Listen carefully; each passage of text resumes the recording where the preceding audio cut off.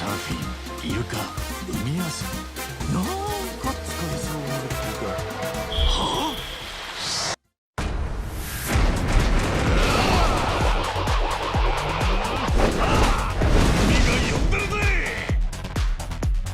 I got into the Yakuza Like a Dragon series in 2020 with a lot of free time on my hands, and quickly caught up in time for the 7th entry, which I adored, as the developers, Ryuga Gotoku Studio, changed things up and moved from the conventional action-based combat that the series was known for to turn-based combat, similar to a conventional RPG. Infinite Wealth picks up from the prior game, with the return of Ichiban as the main character, and Kiryu as a playable protagonist for the best overall game in the series, as you'll find out in our review of Like a Dragon Infinite Wealth. The follow-up to the first game takes us to a different location of Yokohama, Japan, for the first ever trip to an international destination in Honolulu, Hawaii, USA. The new location and some new heroes and villains make for a jam-packed experience with so much to see and do. It also has plenty of surprises along the way, for a gorgeous, lengthy, and amazing new entry in the series.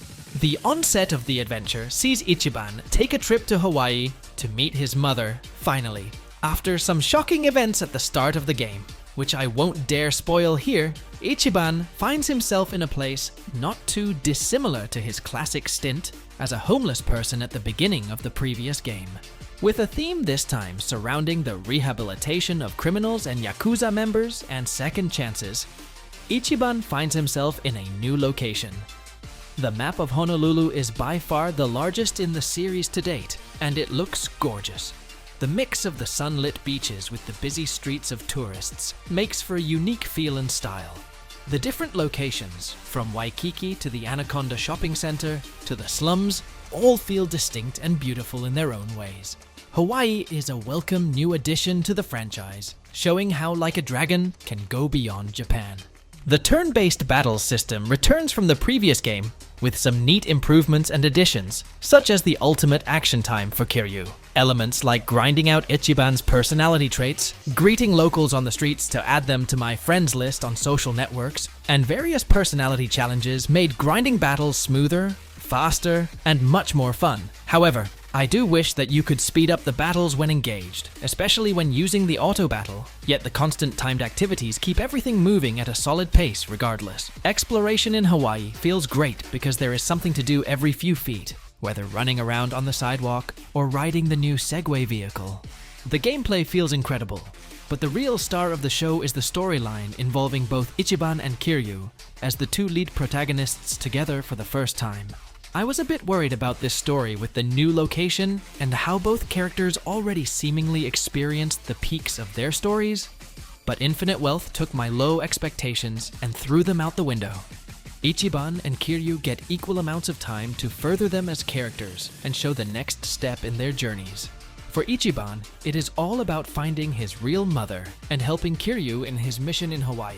This part of the journey has its fair share of surprises, twists, and emotional moments. I will say Ichiban's part in the story is a bit lighter at times than Kiryu's plot, but there's one moment in particular that might be the most surprising scene in the series thus far, giving me some serious vibes of a certain anime I won't dare spoil here. Kiryu, on the other hand, steals the story every time it focuses on his personal journey.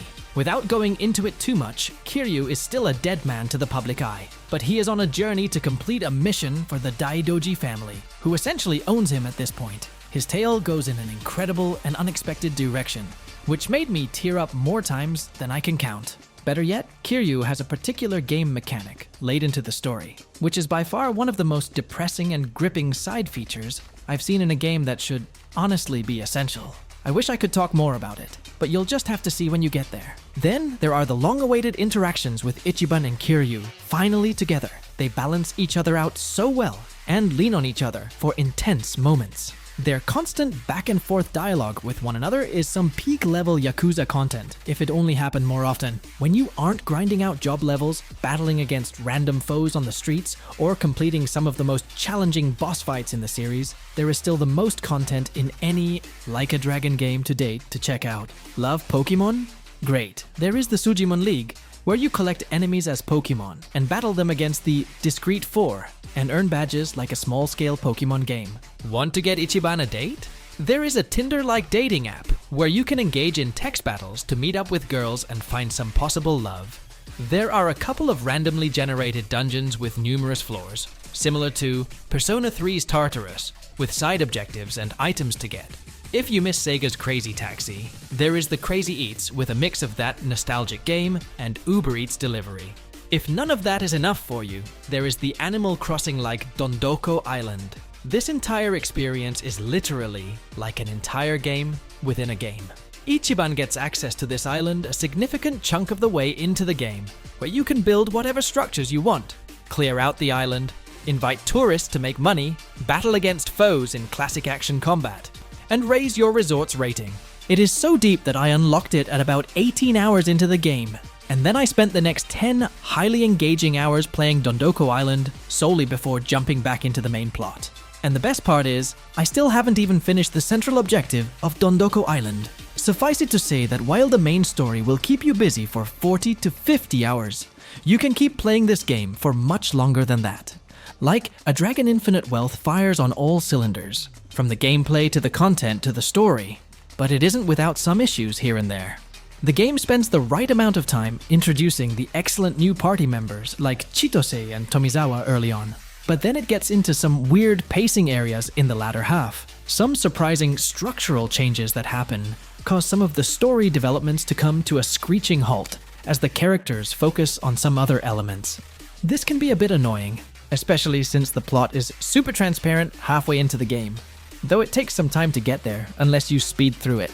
This threw me off a bit and killed some of the vibes, but I will admit, if players can embrace the change and awkward pacing in the latter half, it pays off exponentially with some amazing moments and new content. There is so much to see and do in Like a Dragon Infinite Wealth that I have plenty of reasons to go back and keep playing many hours after already rolling credits. Every single feature, character, story beat, callback, and more feels so sugary sweet.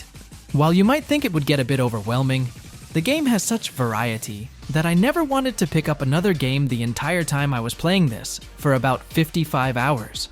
While the crux of the game's story does land in some slightly predictable places in the end, it takes some emotional and dramatic paths to get there, which beautifully sets up the next era of Like a Dragon and has me excited for more. But I will admit it will be hard to live up to the greatness of this title. The Outerhaven gives Sega's Like a Dragon Infinite Wealth a 4.5 out of 5 stars. This game shows Ryuga Gotoku Studio and the entire Yakuza Like a Dragon series at its finest. The best game in the series offers shocking and unbelievable content for players to experience across game modes like Dondoko Island, the brilliant and gut-wrenching story, and the intriguing new characters. Though it has some pacing issues here and there, and I still wish for slightly faster battles, this is the biggest, greatest, and most compelling adventure for Ichiban and Kiryu yet. If you've enjoyed our content, possibly consider leaving a comment, liking the video, and subscribing to our channel, as it would go a long way in helping our channel grow. You can also find more of our content on our website, which we've linked in the description below, and our social media. Thank you for watching.